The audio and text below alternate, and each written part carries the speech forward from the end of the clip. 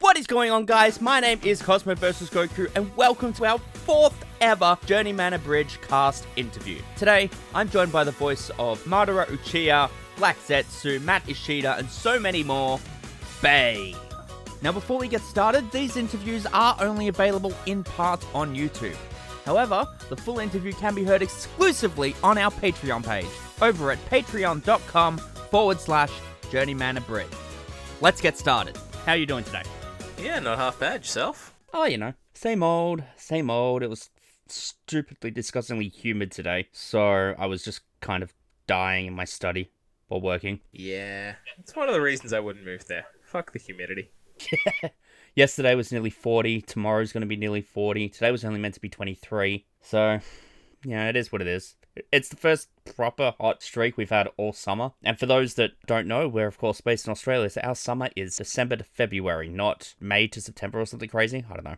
Well, the opposite, because that's how that works. I know you guys have had a fair bit of rain recently, but we've just had standard days. So, for those that don't know, who do you play in Naruto and in Digimon? Look, there's a whole bunch of roles. Off the top of my head, I play,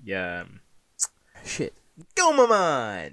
It's probably one of my favorites. I've also done some of the Tentomon line. Who else? Naruto. Wow. This is too much effort, you know? Oh yeah, of course, Chicago Nara. Damn right. Which I believe the direction I gave you for that was, imagine you're playing Shikamaru. That was your exact words. It worked, and by the time this interview goes out, we would have seen your debut as Shikaku. So, how did you find, looking back, playing Shikaku for that debut, knowing where he ends up and what his character ends up accomplishing in the story? Look, it's kind of cool to play a character whose arc I enjoyed in the original, and I am very much looking forward to how that arc plays out in our take on the series. I still have no idea how we're going to handle the war. At all. It's partly why I'm looking forward to it. What can you pull together to make this make sense? Yeah, I think I'm going to have write Naruto to point out the... So hang on, behind Orochimaru was Akatsuki, but behind Akatsuki was Pain, but that was Nagato, but that was Tobi, but it was actually Madara, but that was actually Black Zetsu, but actually that was Kaguya, who's an alien. Oh yeah, but I remember that was something... That was some of the greatest shitposting that was going on when I started catching up was, behind here. How many gambits are we piling up anyway? You know, I'm beginning to think this series wasn't well planned out. Behind this mask is another mask. Pretty cool, right? God damn it, Kakashi. Slight spoiler, I spent today working on that scene, so I won't say when that scene's going to show up, but let's just say that I think our fans will be very happy with how we're approaching what's already a freaking hilarious scene. Of course, you're also playing Madara Uchiha and Black Zetsu, so how do you find playing those characters in the small amount of time that you have? I enjoy playing a villain. I get to go ham, I get to chew on the scenery, and frankly, I get to indulge in a little bit of monologuing. So what I'm hearing is you want me to write you monologues for Madara. Oh, please. Please. Alright, consider it done. What's the point of playing a villain if I can't monologue? Well, exactly. And I think it's a really interesting parallel, almost, in terms of, in Naruto, you're playing majority villains with Madara and Black Zetsu. But in Digimon, your main characters are the Gomamon line, the Tentomon line, and Matt Ishida. So how do you find that middle ground? Look, it's there, you know. Matt is in a not dissimilar vein to Shikaku in that he's kind of weary, and so you do still get that kind of vibe despite being two very different flavors of hero. Playing the Digimon is just fun. It's the kind of voices that I've been mimicking since the series aired when I was a kid, you know? It's just, it comes natural. And that's, of course, not to mention some of the more villainous roles that I've got in Digimon, like Devimon. Of course. Where I get to touch on the things that I used in Full Metal Alchemist back in the day. Well, that's a really good segue, because I was just about to say, we've done Digimon in a sense before. We did the entire series, almost. We cut the Dark Masters, but we did the whole series beginning to end in one video as part of a big crossover event during the FMA Bridge days. And in the FMA Bridge, you played Scar, you played Dr. Marco, Dr. Nox. So you've always played these either quirky characters, evil characters, or villainous characters. And I think that's, I don't mean to say that we're typecasting you, but you've definitely got a type of character you gravitate to. Can you tell us about that? I mean, from what you described, I don't really gravitate to any specific type. That was quite a broad range of villains, anti-heroes, quirky heroes, side characters. That doesn't sound very typecast to me. That said, there are a few kind of specific niches that I have riffed on multiple times. So stuff like you'll see in Devimon when he shows up. That growly, very much like almost bestial villain is something that's fun to do. Yeah. Similarly, the kind of world-weary, fine, yes, I'll be a hero, is a Lancer trope that I do enjoy playing as well. Frankly, I think the Lancer is usually the more interesting of the heroic character types that shows up in the kinds of shows that we abridge. Yeah, beyond that, it's just fun, you know? Here is this side part, what can you do with it? I don't know, give me 5 minutes and a vague idea, and I'll see what I can get for you. I remember we haven't had the chance to do it so much with Naruto and with Digimon yet, because of course, in 2019, you were gallivanting around Europe with your wonderful wife, and I'll come back to that. So you weren't involved in a lot of that early casting and early planning stages. But in the FMA days, quite often I'd say, hey, I've got an idea. Can you give this a shot? And you'd bring me the most bonkers voice in the world, and it's like, yep, that's it. Let's print that. So is that something that you're open to doing again as we move forward through Naruto and through Digimon and Shippuden and so forth? Or are you feeling that where you are now, being that we're also now about 10 years older, has that changed your approach to those kinds of roles? No, I think I'm still more than happy to pick up bit parts and riff on the wild and wonderful ideas that we bounce between us. I don't think time has really changed that at all, because that's, if anything, the more fun part of this kind of work, if you will. Is just being able to absolutely go hog wild, go ham on these little roles where it's, you know, it'll show up 2 or 3 times and you don't have to worry too much about getting it entirely consistent. You've got the writing there and I've got the characterization, and between us it just works. Do you remember how you were cast as Scar way back when? To be honest, no, not really. It's kind of faded into the background of the last decade and a bit.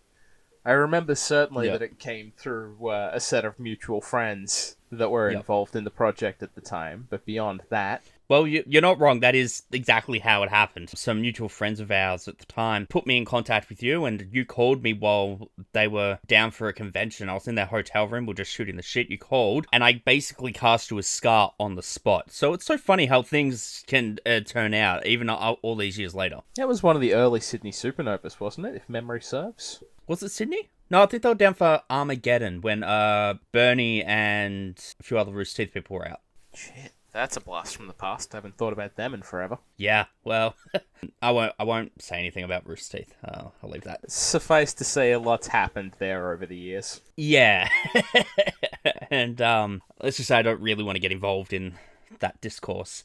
But we mentioned that you were gallivanting around Europe. As a direct result of you going to Europe and backpacking with your girlfriend when you left, then fiancé, and then, of course, you recently got married. That trip that you went on forced our hand, because I didn't want to recast you in Digimon, that forced our hand to do Naruto before we did Digimon, which was not the original plan. So I think it's worked out really well in the end, because we were able to get started on Naruto when we did. We've been able to build up our fan base with Naruto, and then just as we're beginning to produce Digimon, the reboot comes along, so we're able to now draw from that, which we wouldn't have been able to do beforehand. It's definitely provided a whole lot of nice footage, although from what I hear, the results are a little mixed on how good the reboot is, either as a series or as a remake of the original. Yeah, I recorded my interview with Omega in August, I think it was, and it released 2 days ago. So we're recording this on the 12th of January. And in my interview with him, I put over the reboot huge. Like, it was really awesome, all this cool shit's happening, blah, blah, blah. It's amazing how hindsight really is 2020. The storytelling leaves a lot to be desired from a padding perspective, but the animation for certain things is absolutely gorgeous. I don't know if you had a chance to watch it yet, but I sent you the Metal Greymon to War Greymon Digivolution sequence the other day, and it blew my fucking mind. I am using that when we get to War Greymon, because it's just gorgeous. So if you haven't checked out the 2020 Digivolutions yet, do it, because clearly Toei put a lot of love into those. Look, I haven't, but then I've kind of kept myself relatively embargoed from this series because I'm still hoping for a classic English dub. Oh yeah. Digimon's just one of those series that I can't do without the English dub. The nostalgia value and the emotion tied up there is just too much. It's the same way that it'll always be Omnimon, not Omegamon, no matter what some parts of that fan base will say. Oh yeah, but those people, they have their preferences, just like you and I have our preferences. For me, Joshua Seth and Tom Farm will always be Tai and Agumon in terms of official dub. For us, it's always going to be NPC and Twisted Flames as Tai and Agumon. But that's not to take away or discredit any of the work the Japanese cast have done. No! Or any other language cast have done. I actually ended up seeing Kizuna in cinema in Japanese, and it was an excellent experience, but I did find, for me at least, that it did lose a little bit of the, I guess, emotional impact, because it wasn't the characters that I grew up with, even if it was. I think that's something a lot of people in the sub versus dub argument don't really appreciate, is that these are the way we've grown up with the characters. I think Ash Ketchum's a perfect example of that as well.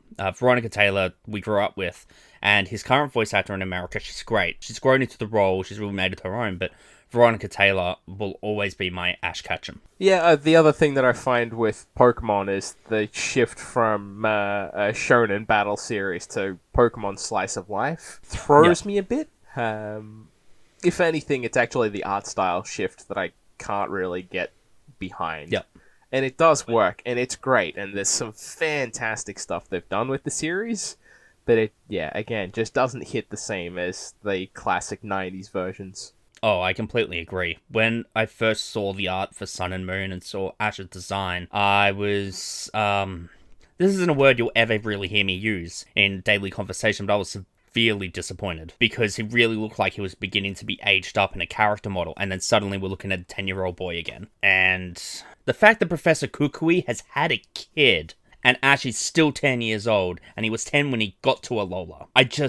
There's no way knowing this kid has traveled the world in less than 12 months. I'm sorry. And I know that it's the same approach as what The Simpsons have with their immortal characters and never-aging characters, but They've at least had a few birthdays over the years. At least Lisa and Bart have had a few birthdays over the years. You can't say the same for Ash, as far as I can recall. he's had... And I'm sure I'll be corrected about this, because I don't know if it was dub or not. I've never watched Pokemon in Japanese, for the same reasons that I struggled really hard to adjust to Dragon Ball Super in Japanese and Digimon Adventure in Japanese. I grew up with that cast. But the Pichu Brothers short, and apparently that was to celebrate 1 year of Ash being with Pikachu. Yeah. The current planned release date for our discussion is August 10th. Not August 10th, is April 10th, which puts it 1 month after my 1 year wedding anniversary and about 6 months after yours. How are you finding being married? To be honest, it's really not that different. I wear a bit of jewelry now, which is new, but aside from that, I mean, a lot of the bigger shifts that used to be associated with marriage are now more to do with moving in together, which my partner and I did now some time ago. So we've been living together and traveling together and living together for 4 or 5, 6 years now. And so marriage really was a good excuse for a party and to get our friends and family together more than anything else. As far as Australian law was concerned, we were already domestic partners, so there wasn't anything really legal that needed to be worried about there. It was more about just celebrating you guys' love. And that's the main thing. And that was the approach myself and Impolite Pie took as well. Let's just get together and have a party and make it quote-unquote official. And then, shortly after we made it Facebook official that we were married. And from what I've heard, you guys had the exact day, aside from the stifling heat, remember you were saying it was nearly 40 degrees or something, you guys had the most wonderful day, and it was exactly how you guys wanted it. And I'm so happy for you guys that you got to have that. It was fantastic. We actually got the photos back a couple of days ago, so we're really excited to start sharing those. Well, I will say exactly what I said back in November. I can't wait to see them and bawl my eyes out. Look, just between you and me, real quiet, alpaca ring bearers. Oh, dude, that's amazing. Yeah. For those playing along at home, my wife and I had our wedding at a farm stay, which also was a functional alpaca farm in the Hunter Valley in Australia. And it was an absolutely gorgeous area, and my god, did we have some fun with those alpacas. Oh, I can imagine. They were fluffy, they were adorable, it was great. Everything that Omega told me, it was just the most beautiful day. I'm so happy for you guys. So we touched a bit earlier on who else you play Naruto and Digimon and how you got involved, but I'm curious to know, what is your personal relationship with Naruto as a franchise and with Digimon as a franchise? Because I know with Digimon you grew up with it, like many of us did of our age group, but Naruto, you especially came in quite, I don't want to say late, but you've read Naruto less than 10 years ago. So can you tell us a bit about that? So Naruto in particular, like a lot of young Australians in the 90s, was on Cheese TV. And so I watched the first part, pre-time skip, just basic vanilla Naruto, as it aired in Australia for the first time, and it was just another anime on TV. Didn't think twice about it. And then, after getting involved with the Brotherhood and the Full Metal Alchemist Abridged, and becoming closer and closer with you, it was coming up towards the end of the series, hitting 600 plus chapters at the time, if memory serves. And you came in that late? Yeah, you were, it would have been coming up on 600 chapters when you finally convinced me that it was worth reading and playing along to see the ending with you. Thank you so much for listening to the 4th ever cast interview. We hope you enjoyed this insight into the world of Journeyman Abridged. And remember that the full interview can be heard exclusively on our Patreon page. And thank you so much to our friend the Curly Cartoonist over on Twitter at Curly Cartoonist for her work on our personalized avatars. We'll see you in the next one, coming next month, when I sit down with the voice of Jiraiya, Gamabunta, Gamakichi, and so many more, Rising Avenged.